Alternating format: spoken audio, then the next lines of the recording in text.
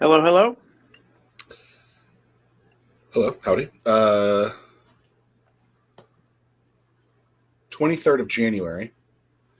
Hmm. Here we are, rocking Yes. of course, the black Zach Miller tee.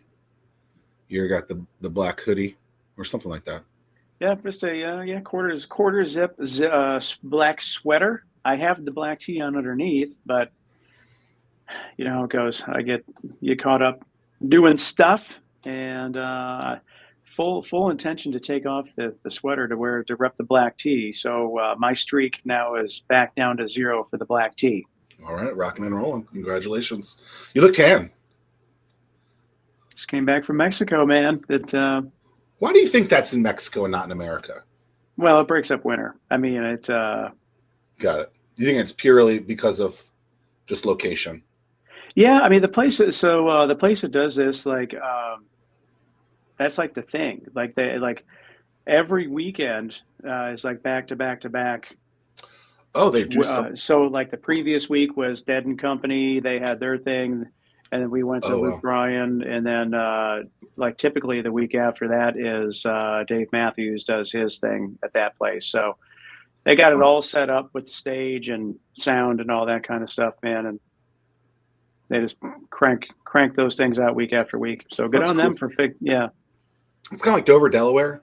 They like sneaked up on everyone and created what Firefly, is that what it's called? And then they did a country one too. It's like, oh hey, we have all these woods in the back of Dover Downs. Why don't we just do a concert back there in the summer? They just pop up. It's crazy. Yeah. Well, it's good to see you tan. You know. Well, it was nice to experience some weather in the mid 80s in the middle of winter. When we record this live next Thursday, the 30th. I think we're live. Who knows? I believe we are. Yeah. We'll know who's in the Super Bowl. Yeah, how if it's me versus you, how like I didn't think about that. First of all, grew up being a DC fan. I grew up in DC. You grew up in Buffalo. We have had a Super Bowl or two together before. I think it's two. Maybe it's only one. Well, I think, certainly you won one for sure. When was that? 92? 91? I think 92? the last one we won was 92, 93, something like that. Yeah. Yeah. One of those. Well, So I know it was against the Bills. Yeah. Definitely did not go into this season with any high hopes. Like the QB. I think I told you this draft night, in 2017, whenever you guys drafted Josh Allen, I said he's your quarterback. You guys have been good since. It would be cool for us to play each other. It could be both of us losing this weekend. That's what Vegas thinks. So, yeah. But enough about sports. Well, what do you think? You think you're going to make the Super Bowl? I don't know, man. I mean, it's just the whole thing. I tell a lot of folks, including my kids, any given Sunday, anybody can beat anybody, and yeah, as a Bills fan, we're no stranger to heartbreak. So what does Bill stand for? Like, what's that acronym? Oh, come on. Boy, I love losing Super Bowls. What's the area code of Buffalo? 044. Yeah, I hear it all. I never heard the 044 one. That one's good. Yeah. Oh, that's good. Speaking of sports, it's always interesting when you meet someone who doesn't like sports. 120 million people watched the Super Bowl last year. This year, maybe records. Who knows? But this guy, Patrick Ball, hates sports. I would think loves sports. He doesn't even want to get into a sports conversation. Like, did you ever dribble a basketball? Did you ever throw a football? Did you just not go to PE? Like, how did you not just never into sports? Like, your parents weren't into sport? Like, I've never asked someone this question before, so I figured we might as well start with the hard hitting questions. Yeah, I've never been introduced as a sports hater before. That's really cool. No, actually, I don't hate sports. Actually, growing up, my parents really weren't into sports. I was pretty athletic in high school, and so I joined the cheerleading squad. Yeah. I always say, if you like seashells, you should go to the beach. So I went home and I told my dad, I said, Dad, I signed up for sports. And he's like, oh, good. And I was like, I'm a cheerleader. And he was like, oh, no. He's like, is there something you want to tell me? And I was like, no, it's a good time. And then the first time he dropped me off at cheerleading practice and all the cheerleaders came up to the van like, oh, Patrick's here. And he was like, I get it. He was like, I don't care what your grades say. You're the smartest kid in that school. That's right. That was my next question. Did you do it for a girl? Was there like a lady? Yeah.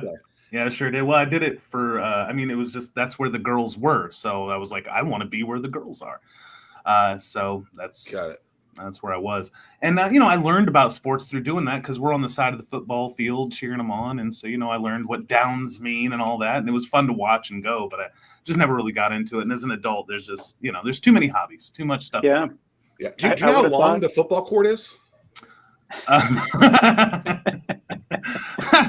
I believe a standard sports ball court is several fathoms long. Good answer. So I would have thought your answer would have been, something about, studying science and English at the same time, and I had no time for sports. So you don't meet many scientists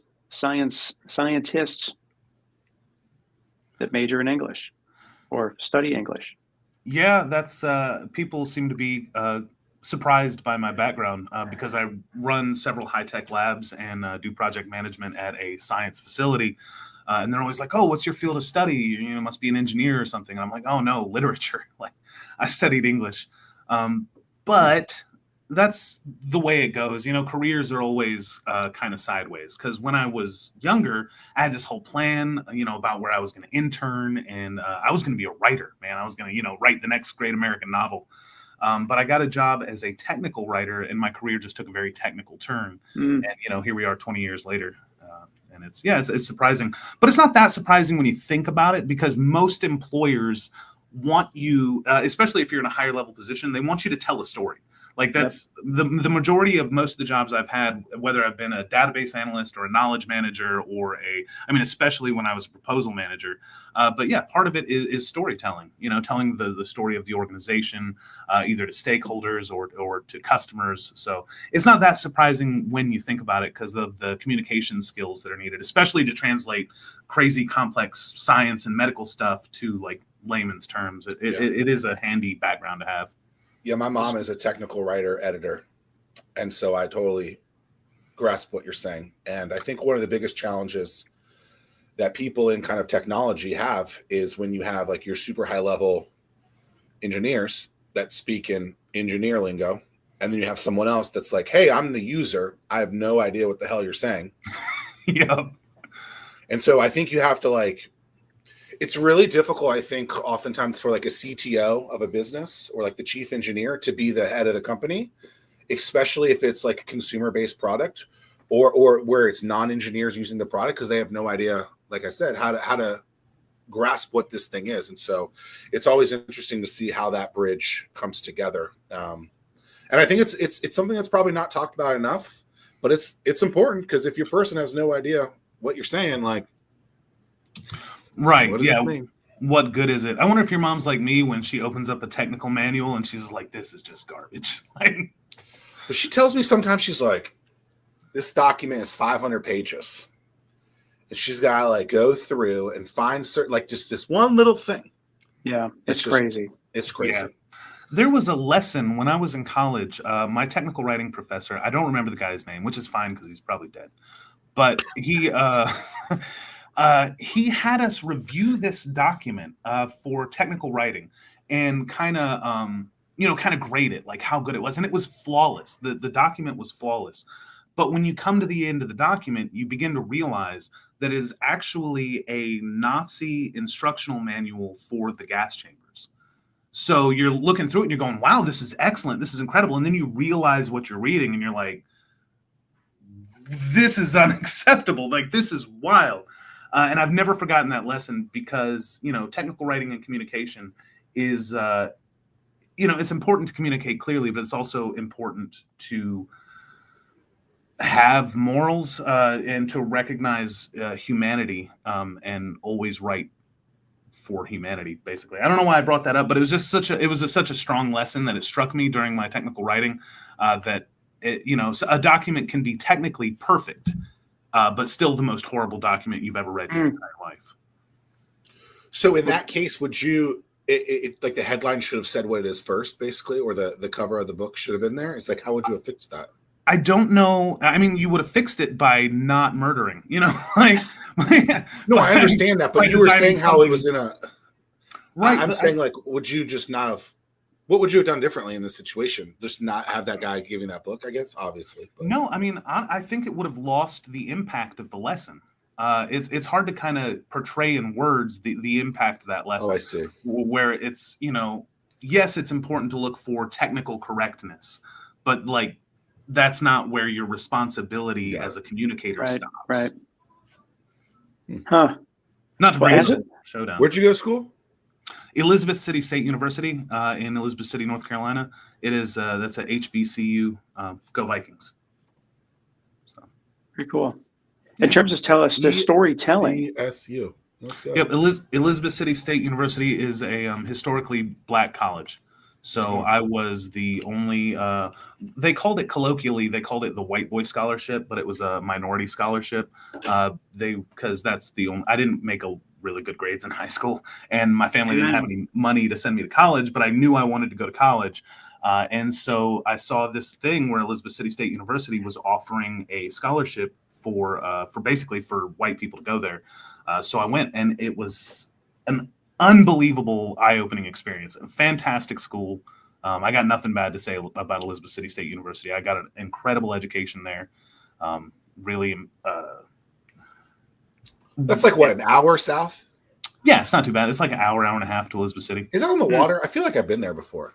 There's a Coast Guard base there. There's an air station, so a lot of people are employed there. And then there's the university. It's okay.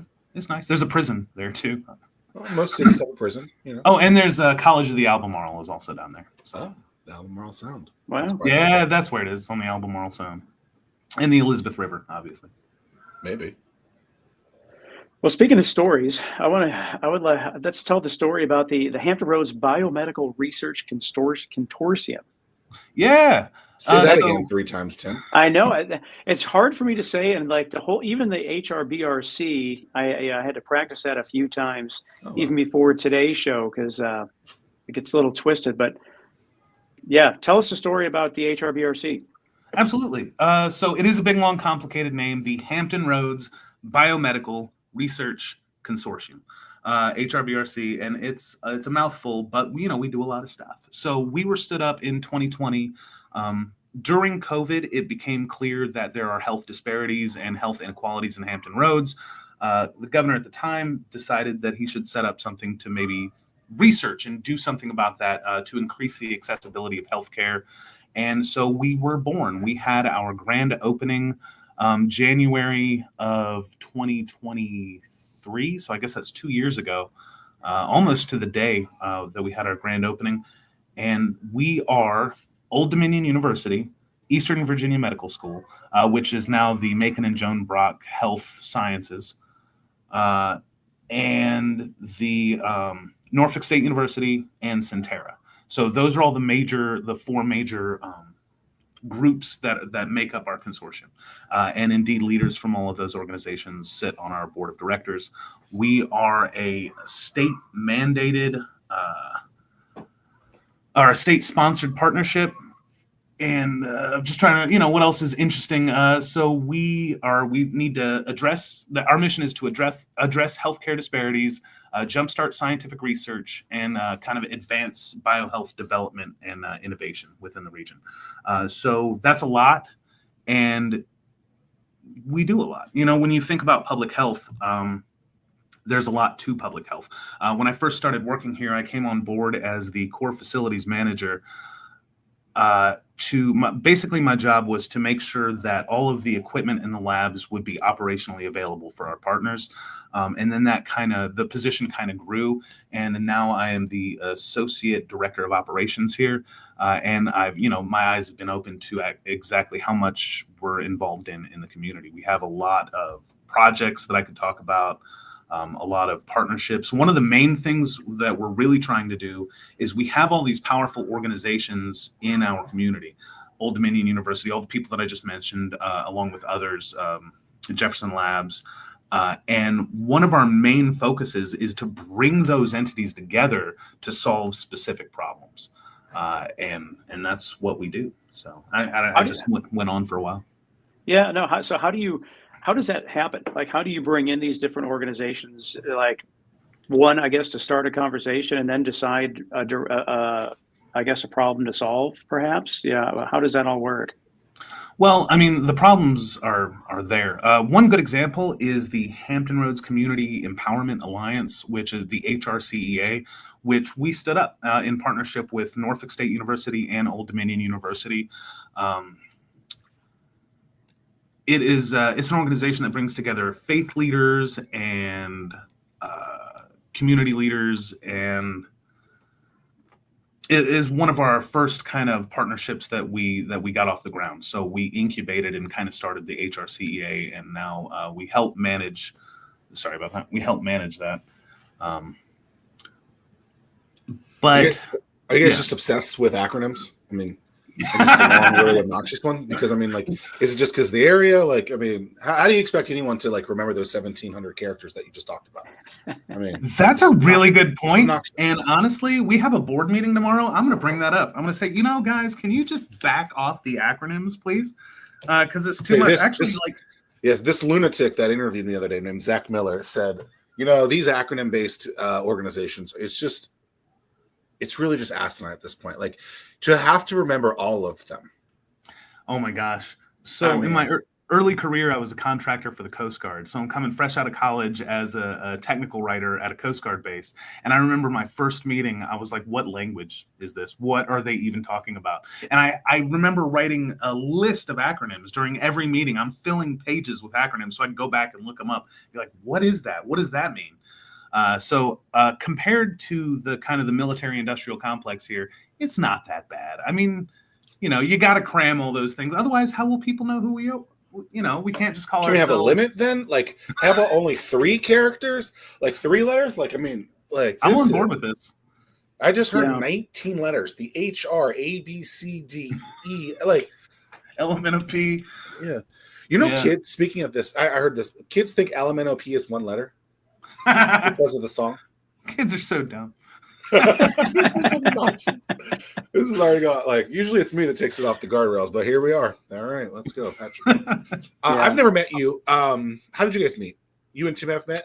We were fortunate enough to have an event at the HRBRC, and that was the first time that I'd ever been. And where's the physical location that you guys are at? We're in Portsmouth. So it's kind of cool. We're in a building called the Tri-Cities Center. Oh, it's right there. Okay. Yep. And so the Tri-Cities Center is where Portsmouth, Suffolk, and Chesapeake all come together. Yeah. So it's a 3-building complex. We're in the Portsmouth building.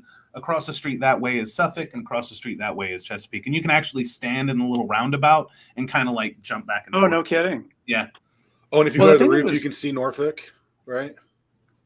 I don't It's close, but no, it's just the 3. Okay, so you went to an but event the thing that was too? nice was that it was really convenient because we did a joint event with NASA Langley, so we needed to find a place that was convenient for the people on the south side, but also convenient for the people on the peninsula. And we were able to do the HRBRC, and that was great. But the facility was super cool, and I was like, gosh, I need to learn more about that. And Patrick was more than accommodating. Is that the old VMASC building? So we're right next to the VMASC building, actually.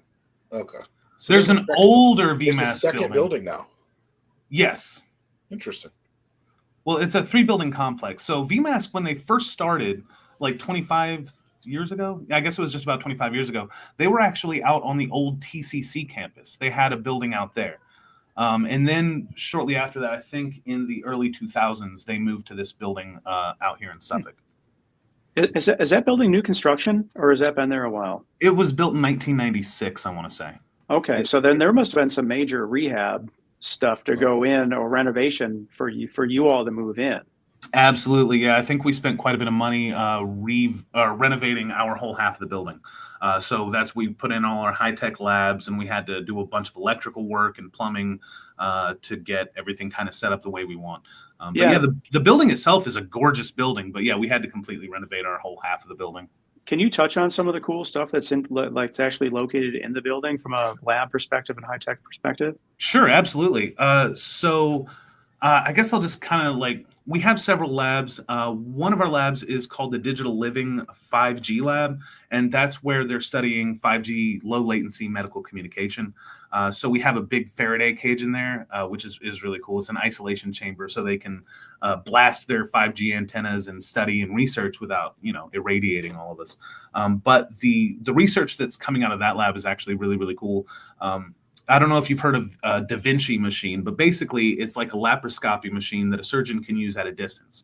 So, if you're getting some kind of surgery, the doctor can actually be on the other side of the building and not in the same room with you, and they strap into this Da Vinci and do remote surgery.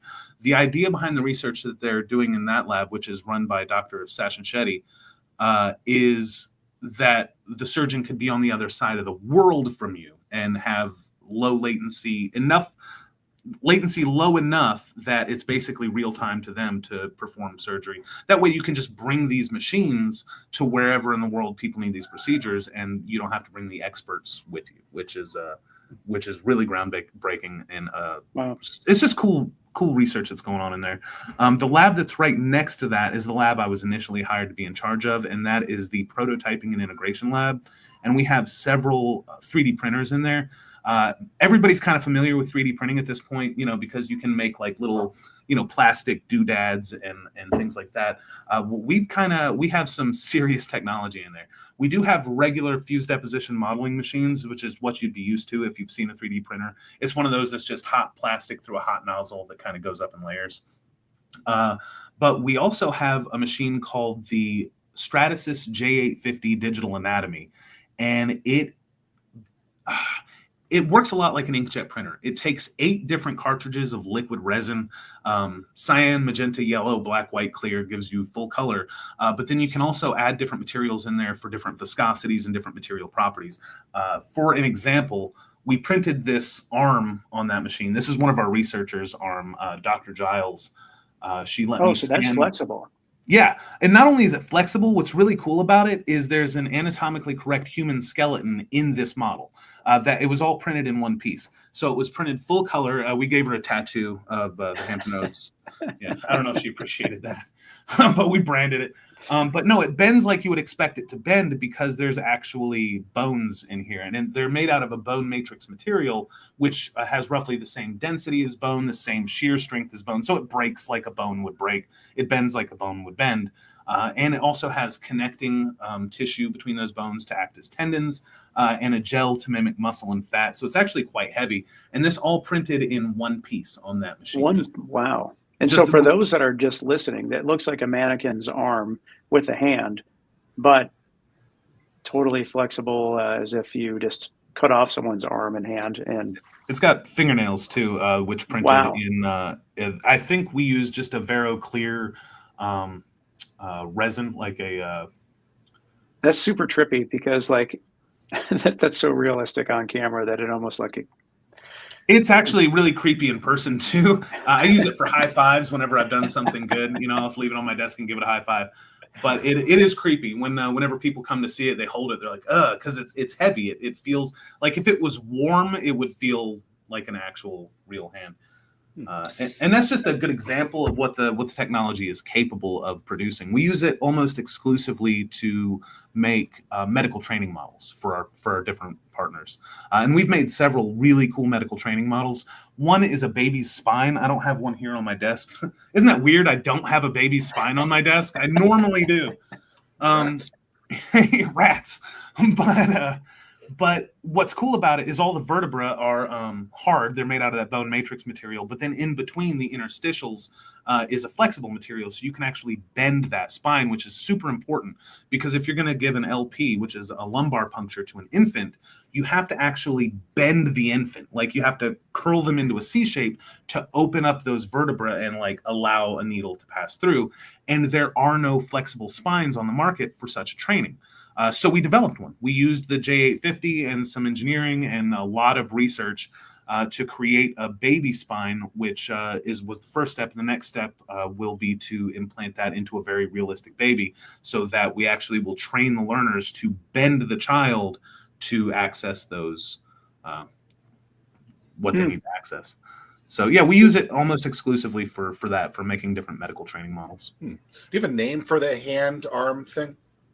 It's Bridget's arm. So okay, so Bridget. When you're mad at Larry in the office, do you just have Bridget go and just give him a little slap? This thing is so heavy it would knock you out. Like, it's a legitimate weapon. I had to make sure. You did not answer the question. Some people got it coming, I'll tell you what. No, actually, everyone that works here is amazing. That's one of the best parts about working here in the job, is everyone that works here is kind of dedicated to the mission. We're all like wanting to do good in the community, and it's a bunch of brilliant researchers. I am 100% of the time the dumbest guy in the room because I have a bachelor's degree in English, and then everybody else is Dr. Gabazi, Dr. Kumar, Dr. Richter, Dr. Cullen, that like. And so I always just go into every room like a little kid, but it's cool. What did you expect to do with an English degree? Did you tell us that? He's going to write the best-selling novel. Oh yeah. I was going to be. And then you just decided, like, okay, so then what was that transition when you got into, Becky's Hand or whatever her name was? Bridget's diary. You couldn't write Bridget's diary in there? Come on, man. That's not a bad idea. So I've been working since I was 13. I started working construction under the table for the guy next door who built houses. Did you hear that? Under the table. Pay your taxes. Yeah, well, that's past the statute of limitations. That's exactly right. Is that true? It's past the statute. And plus, it was his crime, not mine. I'm good. And he's dead also. So that's one of the benefits is getting older is never mind. So I've been working since I was 13. After that, I was like a vacuum cleaner repair person, and then I worked at Burger King, and so wait. Wasn't that the guy in Breaking Bad that was like helping send the guy Walter White around, the vacuum repair salesman? Was it repairman? I thought it was the chicken restaurant. Yeah, it was the chicken guy. The Los Pollos. He had to get sent to the other place. It was to go to the vacuum repair place. Remember the business card, and how they took him off of. Because remember he went away for like a year. They came back with the beard. That's where they went to get. Man, it's been so long since I finished that series. Honestly, I wish that vacuum cleaner repair place had been that exciting. It was in Elizabeth City. It was Butch and Loretta were the names of the people that ran the place, and they did vacuum cleaner repair and seamstress work. And so I worked for them. Why does that go hand in hand? Because around here you got the Tidewater sewing back. I'm like, I don't know why it does, but for them the reason it went hand in hand is because she could sew and he could repair vacuum cleaners. So yeah, they also sold sewing machines. It was a cool job, but to that journey, I actually worked at a gas station selling fudge for 6 months with my English degree. So by the time any kind of real job came along, I was desperate. I wanted to have health insurance. I wanted to have days off. These are things that people do not get in the regular service industry, which is kind of where I was stuck for a long time. So I finally got my degree and I'm like, okay, I'm ready for jobs. And the jobs did not knock down my door. So when I got an opportunity to become a technical writer, I just jumped at it and was like, I will do the best I can. I will technically write. And I did. And it turns out that I really enjoyed it. I enjoyed learning about the different systems. And then it just it took a very technical turn. And from technical writer, it was an easy jump to training specialist, because when you're a technical writer, a lot of the times what you're writing are training manuals to help teach people. So that transition into a training specialist was pretty simple. And then I actually quit to be a stay-at-home dad, and I was a stay-at-home dad for 5 years, which is the hardest job that I've ever had. Coming back to the office after being a stay-at-home dad is like, this is all super easy. Like if I take something and I leave it on my desk and I walk away, when I come back, still there. Like a miracle, it's exactly where I left it. And no matter how unreasonable any boss I've ever had has been, they've never been as unreasonable as a 2-year-old, So at the end of that 5 years, my wife got laid off, and we were terrified because she was our only income. I was still in contact with some of the people I had been when I was a training specialist, and so I was able to land a job as a equipment specialist, which is actually really close to what I do now.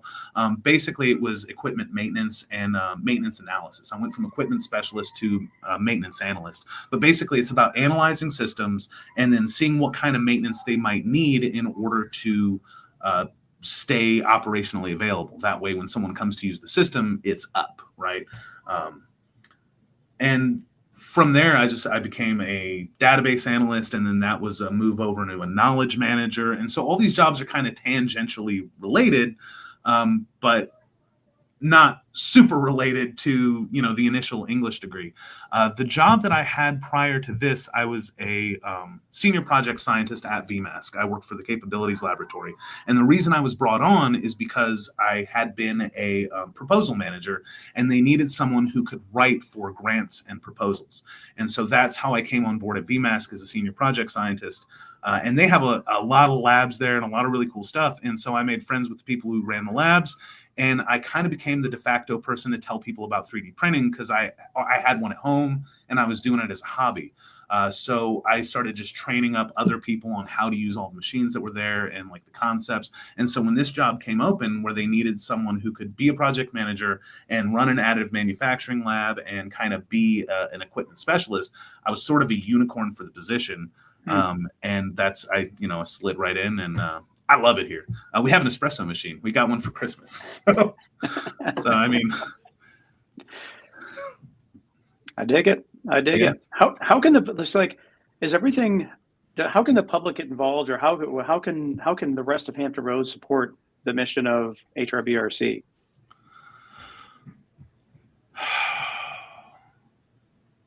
I don't know.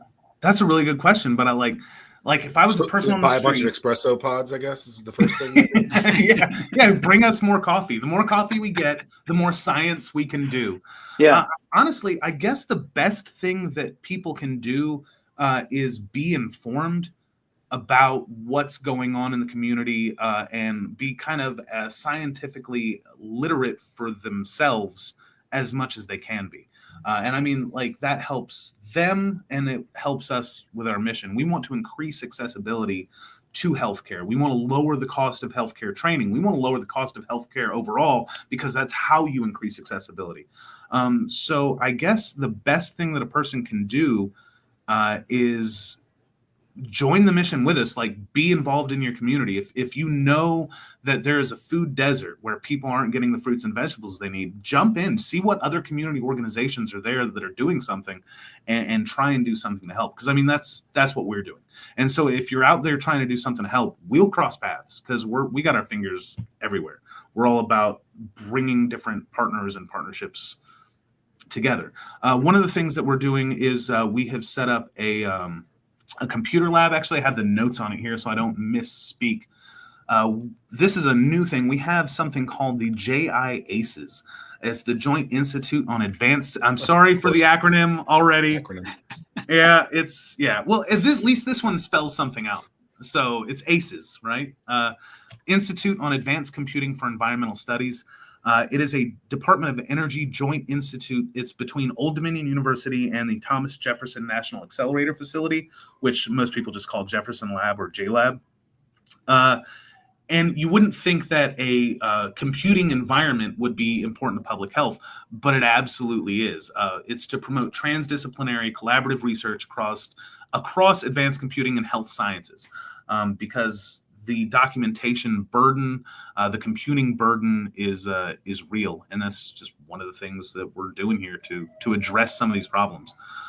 There's a lot of problems, so there's no shortage of problems to kind of attack, and none of the fruit is low hanging, but we're here for it. Yeah, with that, have you guys introduced Zach's? I'm ready for Zach's reaction, but AI, is that coming into the stuff that you guys are doing so that you can continue to find those solutions? Absolutely. AI, machine learning. Actually, we have a couple of our researchers and scientists, that's their specific focus, is AI and machine learning, and how that can be applied to health sciences, how that can be applied to ease the documentation burden of your everyday healthcare provider. See, what did they actually write here? What do you think about the robots? What do I think about the robots? That's what I call AI. I call AI the robots. Like, what do you think about these things? Like, you think it's fad? You think we'll be done with it in 5 years? You think they're going to take over? No. You think it's going to, it's like Will Smith and iRobot? Like, I mean, I think AI. I mean, I've said it before on the show, and I'd be curious your take, Patrick. I think that healthcare and medical is going to be the biggest thing to benefit from AI. Absolutely, I agree with that. All right, to answer your question, ChatGPT. Well, why do you think that? Like, because healthcare is all about insurance, isn't it? I mean, I wish it wasn't. And I know we're not going to get any kind of political conversation here, but I think it is fact that Americans pay more for their healthcare than any other civilized Western country in the world. But in terms of Zach, like, so how does a robot fix that? How does a robot fix that? Yeah. Well, they're just constantly running scenarios and solutions to simulate and to come. I mean, and they're able to think about things from different directions that we, as humans, we would not even think about thinking of it from that point of view. And I mean, that's what we're trying to do, is answer that exact question. How does AI fix that? How can we apply AI and machine learning to these complex problems? There are actually several concrete examples, not ones that we're actually involved in, but through machine learning, you can train an AI to recognize patterns more accurately and more quickly than a human brain can do. So you can train an AI up on 10 million pictures of x-rays with tumors, and you have to reward it. Yes, that one has a tumor. No, that one didn't have a tumor. And at the end of that machine learning process, you can show this AI, hey, here's an x-ray, and it'll instantly go, yeah, that guy's got a tumor. There it is. Or no, I think no tumors. That's super funny. Like right now on Grok, on X, or ChatGPT, you're seeing people uploading their x-rays to get their opinion, and like they're finding stuff that their doctors are totally missing, which is, I guess, to your point. Yeah. I use ChatGPT all the time in my job, especially from a managerial standpoint. I mean, there's something to be said for not having to reinvent the wheel. People have made project plans, for instance, or communication breakdown plans, or whatever. People have made millions of those and put them out on the internet. So when you need to make a communications plan for your organization, it doesn't make sense to start from square one and be like, I'm making the first communications plan ever. You just go to one of these AIs and say, hey, this is my organization. This is what we're trying to accomplish. Can you give me an outline for a communications plan? And I'll be danged if it's not the best outline for a communications plan you ever saw. And I mean, it takes what would have been 2 weeks worth of work in the past to kind of drum this thing up from nothing to like an afternoon tops. So I'm not afraid of it. I use it constantly. I'm a little disappointed that it put artists out of business before bankers. I didn't see that coming. But like, that's just that. I guess that's how the technology is.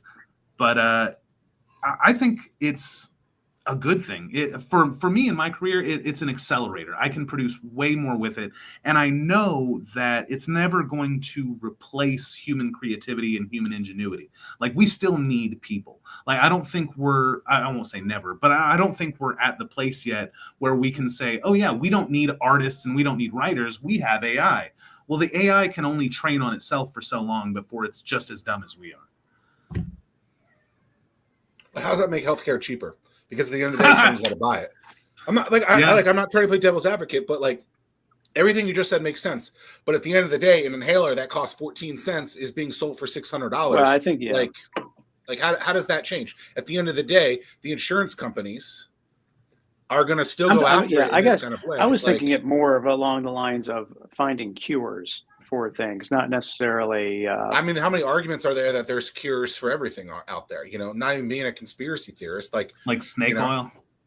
Yeah, I mean, it's just like I have a hard time believing that like this make things cheaper for consumers. I don't believe that, because there's the argument that it doesn't already happen, right? There's such a multiplier on some of these things already that why wouldn't we just see, okay, we're going to use this machine learning to do all this stuff for us that humans don't have to do it. We're just going to pay for the robots. And then we're still going to charge asinine fees. Like I would hope that that's not the case, but there's a track record. I think that it would drive prices down to the point where we can get more out-of-pocket type of medical facilitators, and then that will force the market to shift. You could make the argument that Mark Cuban's prescription company is the biggest breakthrough in the healthcare industry, for sure. In forever, because he's barely charging people for stuff. He's like, look, this is what it actually cost, right? Like I know someone, my mom has a friend who has cancer, and they were like, oh, this is what it costs for his cancer drugs, and it was obnoxious. And then I was like, oh, well, Mark Cuban has this thing. I can't remember what it's called. It's something Cost Plus. Plus. I looked at it, and it was like 98% cheaper on there for cancer meds. It's just like, come on, guys. Yeah, like, I mean, that's where it's got to start, and it will continue. But certainly from a curability standpoint, just to think about things from different standpoints, sure, be super beneficial. So how much? It's not like those companies aren't making money. You see the multiplier that they're hitting. I mean, it's just like, come on. Yeah, in their jets. So we're not lobbyists and we're not politicians. You bring up a huge point that, if we can't supersede human greed in the system to kind of help people, but that's not really our focus. Like we're not lobbyists. So, but you're absolutely right. The way that we attack it is through innovation. The idea is if we can innovate a new way to do something that is cheaper, then that will ultimately bring costs down. So if you can bring cost of training down, you'll ultimately bring the cost of the procedures down. And by bringing costs down, that's how you increase accessibility. Like as a good example, this arm that I was showing you guys. So if this was a medical training device, and this isn't, this is just to show off. Call it by its name. Bridget, sorry. Thank you. So Bridget here, Dr. Giles, if I were to go out on the market and look for a medical training device that had the features that this has. So I want to learn how to do surgery where I can open this up and see the tendons and the bones. One of those medical training models that is typically made out of silicon and assembled by artisans, $5,000, $10,000 for single-use items, easy. So when you look at the cost of that and the cost of training, that cost gets passed on. We printed this arm for $125 in materials, a little bit of time on the printer, a little bit of my time to scrape it off. So you might, it prints with this support material gel, and you kind of got to wash it when it comes off the printer. But altogether, you could say this thing maybe cost, if you even count the electricity to run the machines and the lights, maybe $200 to produce this.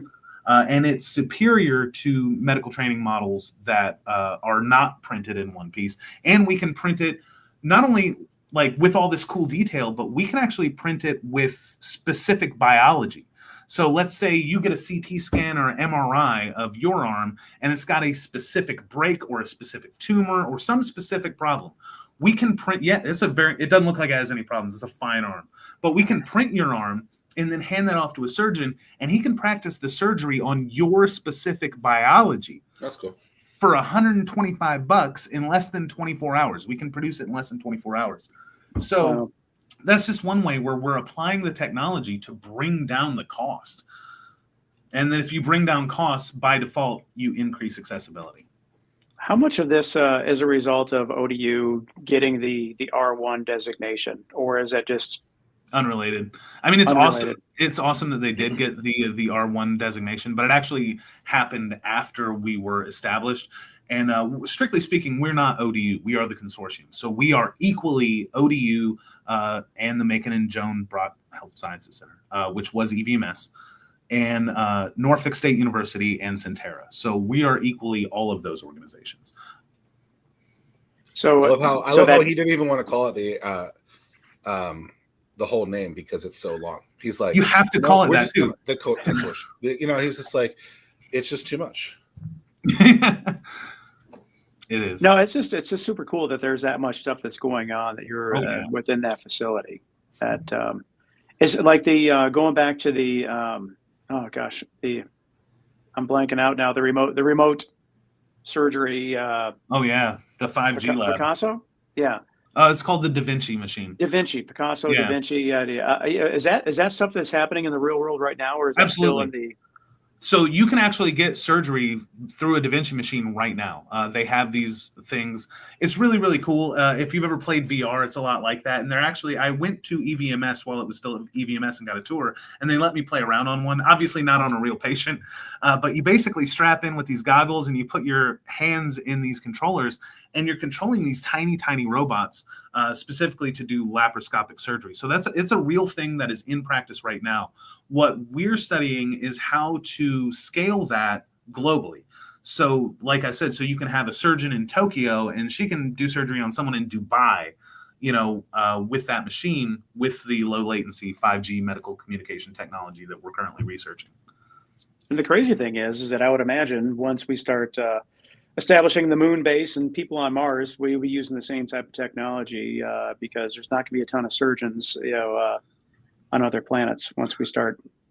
Oh no, yeah. The communication is huge. I wish we had hyperspace communication like in Star Trek, because that light speed is really, really pesky. So I don't think we'd be able to do surgery on the moon. But additive manufacturing for space travel in general is huge. I mean, it's easier to take a spool of plastic with you and then print everything you need than to take every last tool on Earth with you. Right. We partnered with NOAA, the National Oceanic and Atmospheric Administration, and prototyped a bunch of stuff for them, which was really, really cool just because we got to be involved in their project. But they have this technology where they basically take a telescope and they stick it on top of a tripod. And what we prototyped was a little holder to basically bring all their electronics together and hold it in one place so that they can go hiking with this thing. But what it can do is it can pinpoint your location on Earth with no GPS. So all they have to do is set it outside in the Northern Hemisphere on a clear night, and it will I think it finds Polaris, which is the North Star, and then it finds 25 other different stars. It's really cool to watch this little robotic telescope that really quickly goes and finds all these other stars. And it tells you exactly where you are on Earth within something called an arc second, which is really, really, really tiny. And it's superior to GPS with elevation. So GPS, global positioning satellites, do a really, really great job with telling you where you are latitude and longitude, but they don't have very good resolution with altitude, where this does. And so what they use this technology for is to correct our grid.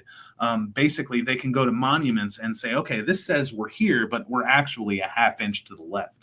And they can use, without any relation to GPS at all, to tell exactly where you are on the face of the planet, which is really, really cool. And we got to be involved in that and got to go out and see the technology. We also made something similar for them, which was a different little holder, because, I mean, they have all this different technology that needs to come and be in one place, and there's nothing on the market. You have to like custom design something to solve these problems.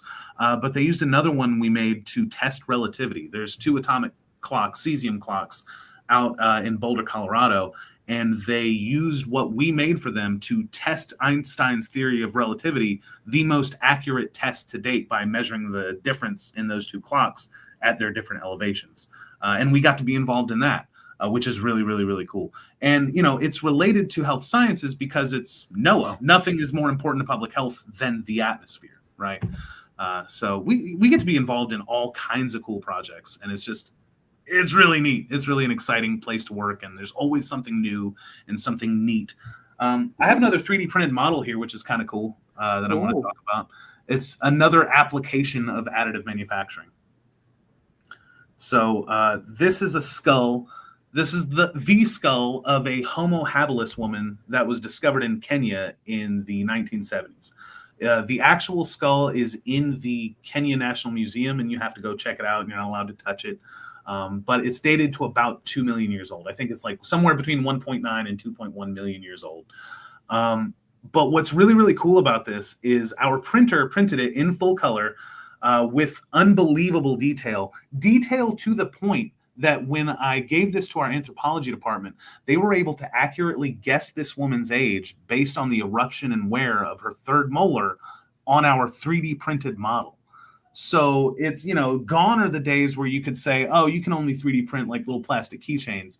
No, man, digital archaeology, digital anthropology, I can take this skull and put it in the hands of a child, and they can look at it and learn something about it. And if they drop it, who cares? It's not a global treasure. It's something that I 3D printed for like $50.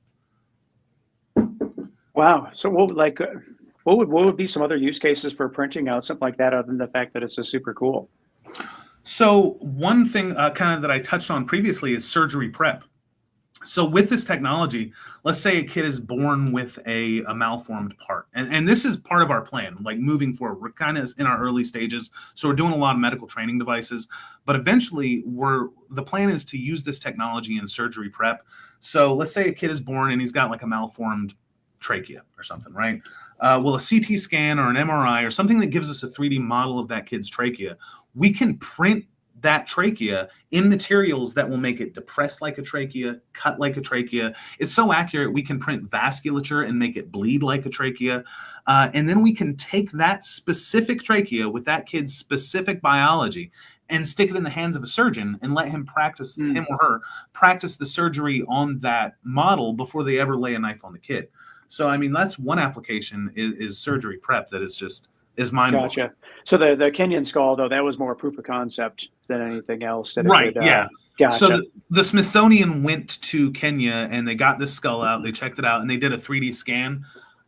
We also have a 3D scanner, which is really, really cool. It's so accurate that I actually had to erase Bridget's fingerprints just for OPSEC, But they did a 3D scan and they released that 3D scan for free. So when we got our printer first set up, it was one of the first things I wanted to print was this skull. And I've actually had to print a couple of them because I ended up giving them away as gifts to like previous directors and things. But it's just, it's a really neat piece, I think. And it just kind of shows that there are other applications that you wouldn't have thought about, What's something we haven't talked about that you want to talk about? Education. Kids. We get a lot of kids through here. So high school kids, especially in special programs, things like Project Lead the Way, which is a nationwide educational program. We run kind of internships and job shadow programs here. Just recently, last week, we had 25 kids from Hampton High School come through, and we were able to give them a hands-on experience. So I opened up the $500,000 printer and let them get their arms in there and do maintenance activities on it. I let them use the pressure washer to wash models. I let them use a 3D scanner to scan each other's faces and 3D model horns on each other and stuff like that. But the kids get to come into our labs and just put their hands on everything. Basically, we set it up for them for learning, and then we have our experts and our doctor this and doctor that, and everybody standing around to kind of talk to them. And it's just my favorite part of the job is to bring the youngins in here and let them just, because they have no idea. They don't know that we're doing this kind of stuff. And so when they see the labs and they hear about the kinds of work that we're doing and they get to hold these models and be like, I also have a banana here, which looks and feels like a real banana, hard to appreciate. But to see how excited they get and how it's not a real banana. So it just looks a lot like a real banana. But so we also do a lot of outreach and a lot of education, and it's not listed in our mission statement, but it's definitely one of the things that we are trying to do. Because if you can like awaken a passion in a kid and then that kid grows up to make a difference, then you had a part in making that difference. So I do believe that that's probably one of the highest impact things that we do is expose kids to these technologies and these fields and I can totally see that changing someone's career path in terms of where they think they're going. So from a recruiting standpoint, that's into the medical field, that would be super cool. If you never know about it, you don't know about it. It's like career days. Yeah. Well, and it just makes it a lot more, that's super fun and interactive. I mean, I'm totally something off in a different direction, 180, but like, what if like museums, adopted this kind of thing? It could totally change the way that the people interact from a museum standpoint. Just seeing you with the bananas, like that's wild. I mean, that totally is. It's trippy. It's really, really cool. And I mean, there's when you get to thinking about it, like I stay awake at night thinking like, man, what if we partnered with Jamestown, Right. That's what I was going with that. Yeah. We could basically remake Sacagawea, or you know what I mean? Like and then put these realistic historical models in kids' hands and let them learn about it. And workforce development. Everybody, speaking of, bring it all the way back around to sports. When I bring the kids in and I ask them what they want to do, I hear a lot about like, oh, I'm going to be a football player. I'm going to be a basketball player. And it's like, well, maybe, good luck with that. I believe in you, and there are basketball players and football players. It happens.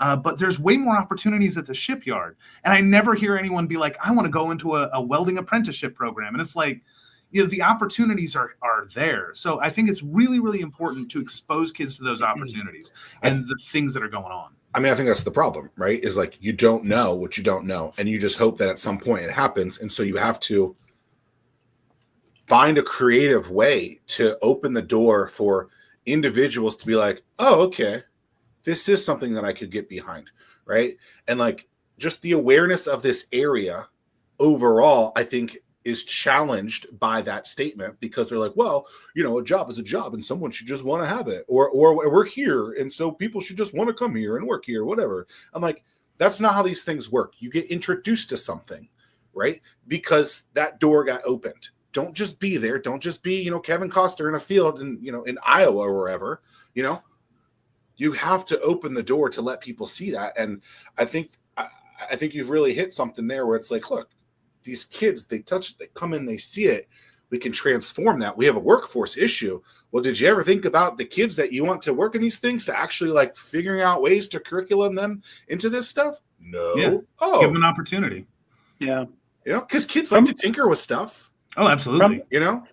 From a sports standpoint, can you use those types of 3D printed models to, from an injury prevention standpoint, in the sense of, hey, you only can bend your knee so far before you're going to start tearing your ACL kind of thing? Absolutely. Yes, absolutely. I mean, that's another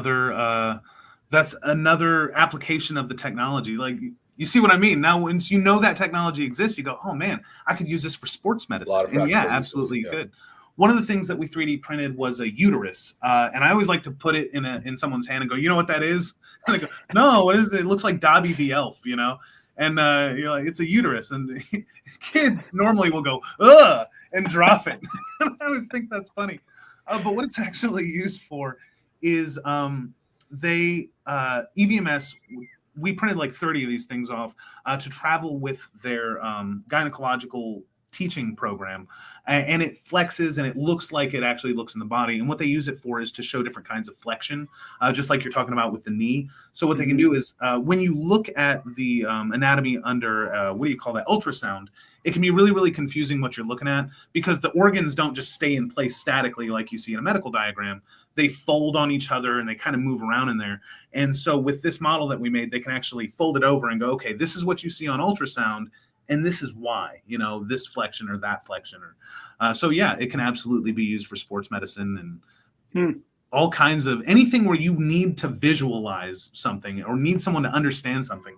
You can show it and say, like, the baby spine, and you can even make it half transparent so they can see inside of it and say, look, and that's so much more powerful than something that's in a book or a textbook. Is having something, a model in your hands, I think conveys the message and the information way better. That's super cool. Super fascinating stuff. Thanks. So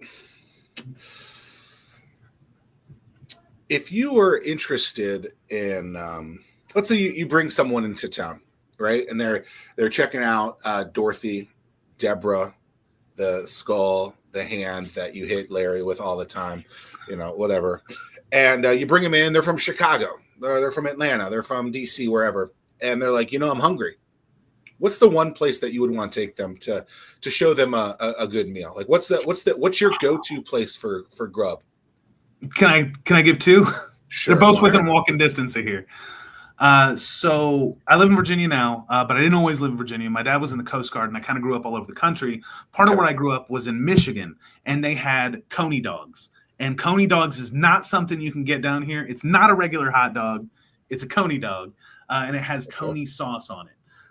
It's an all beef frank, and it's got a meat sauce on it. Anyways, there's a place called Coney Island that's in the Food Lion parking lot. It's run by a guy named Jeff, who is an angel of a man, and he sells Coney dogs, straight up Detroit style Coney dogs. And they are what's awesome. Detroit style in there? So there's different kinds of Coney dogs, and okay. I don't want to get into the Coney dog death feud. Yes, okay. But yeah, Detroit style is my favorite. It's when I grew up in Michigan. Whenever we. But I think you should tell us what's on it so that you can have so that mess. You got to get it all the way, and it's a beef frank with meat chili and then onions and mustard, and that's it. And it is and the other place that I would recommend is a place called Bella Napoli, which is a family-owned restaurant, which is in the Food Lion shopping center across the street from the Coney Dog place. But it's family run. It's a husband and wife, and they sell Italian food, and it's all real good. Is the Coney place, is that a food truck or is that a brick and mortar? It's like a cross between the two. It used to be a snow cone place. It's basically a tool shed in the parking lot with hot dogs in it. Okay. Yeah, I dig it. Those are two new ones that we've never heard of before. I feel like I've heard of the Bellatoni, whatever that was. Bella Napoli? Yeah, I feel like I've heard of that before.